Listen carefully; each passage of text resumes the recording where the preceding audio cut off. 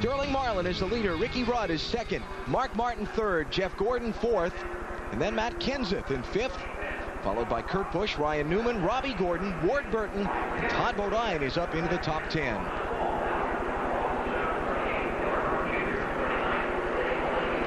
Set to go back on the restart. Lap down cars to the inside. Ricky Craven, Shauna Robinson, Robert Presley. The bubbles over the lead lap cars as we go back racing. Green flag.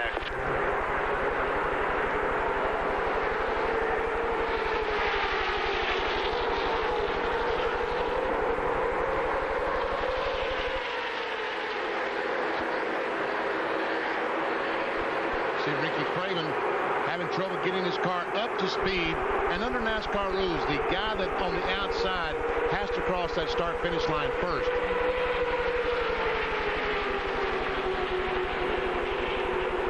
Craven started 43rd in the race, had pushed his way up into the top 15 in the opening laps, but then got caught a lap down in a series of green flag pit stops. When the caution came out right at the tail end, he wasn't able to get back in front of the leader before the pace car picked up the field.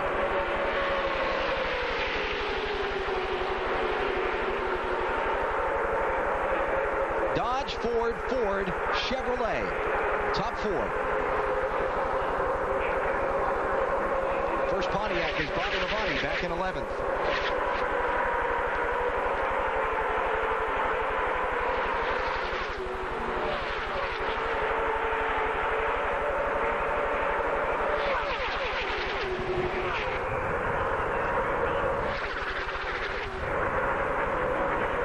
Ricky Rudd trying to get a run. He tried backed up to get a run off turn 2. Can he get enough run on Sterling Marlin? Doesn't look like it. Bill, what's going on with Ricky Rudd? What are they saying in his pit? They're saying follow the 40, and that was the plan. They talked it over, the two teams, during the caution. They wanted the 28 to stay behind the 40 and then try and break away from the rest of the field. So look for that to continue here.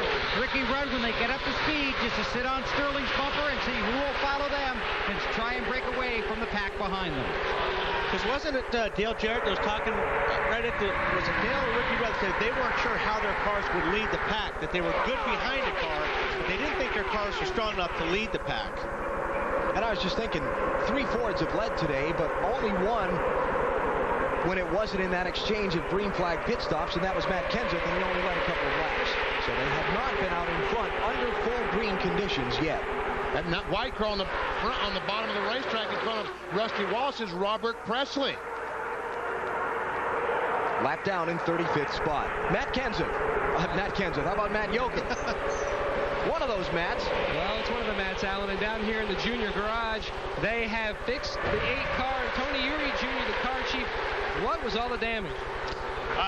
Well, the first thing, we had a tire blowout today. I don't know what caused that. I mean, we haven't got anything really that ain't normal, but then the second time we went through the grass, something snapped in the rear, and I think the right rear tire blowed that time for some odd reason. And the first one we cut something, that one I don't know, they jerked the brake caliper off of the housing. And NASCAR got some kind of strange rule where if you don't have brakes, you can't run. Well, the car had brakes, and I was trying to prove to the official, but he's kind of stubborn anyway, so.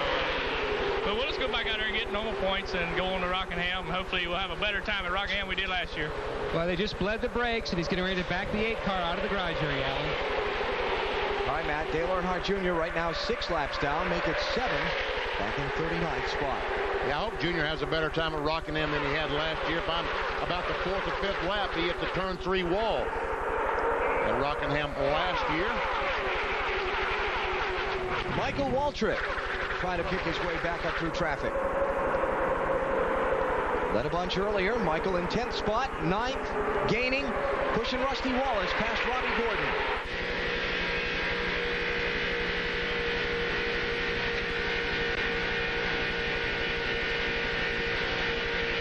Gap to leader Sterling Marlin for Michael Waltrip.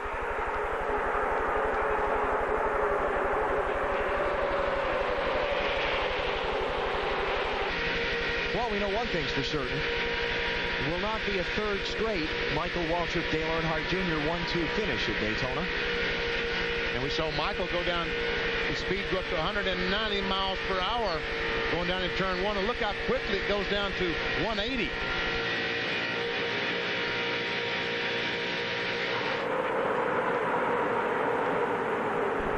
Kevin Harvick, that 29 car, outside pole sitter, trying to push Michael Waltrip by, on board with Kevin Harvick. Ward Burton in the 22, Todd Bodine in the 66. Yeah, those guys are in the high lane. They don't want to be there because they've got a lap car in front of them, and they'd like to get around that car of Robert Presley as soon as they can, because they feel that they're not going to get a whole lot of help if you got a lap car in the way.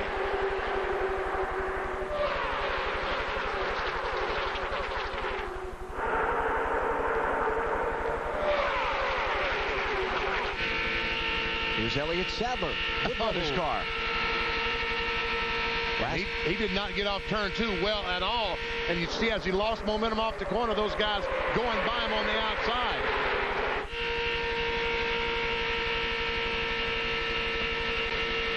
Dale Earnhardt Jr. a couple of minutes ago came back out of the garage, radioed his crew, said, "Hey guys, it's alive again. Let's go back at it." Watch this. He was in a hurry.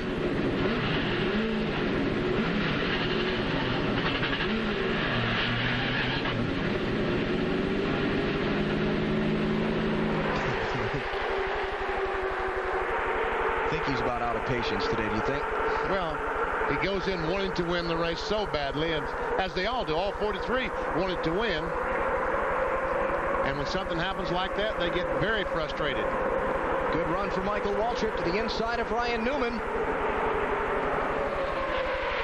7th spot there.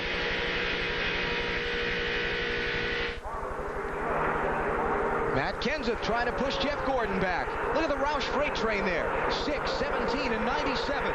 3 of Jack Roush's cars running together. And nobody lined up that 24 car.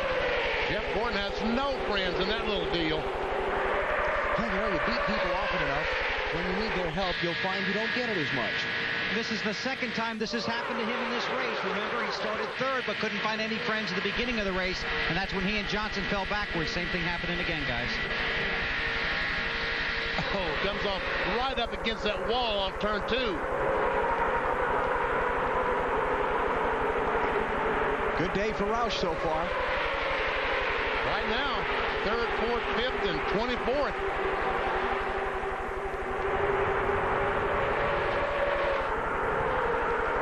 Sterling Marlin, couple of times a winner of the Daytona 500. He did it in back-to-back years, 1994 and 95. He's the leader at 113 of 200 laps. You're watching the Daytona 500 on NBC.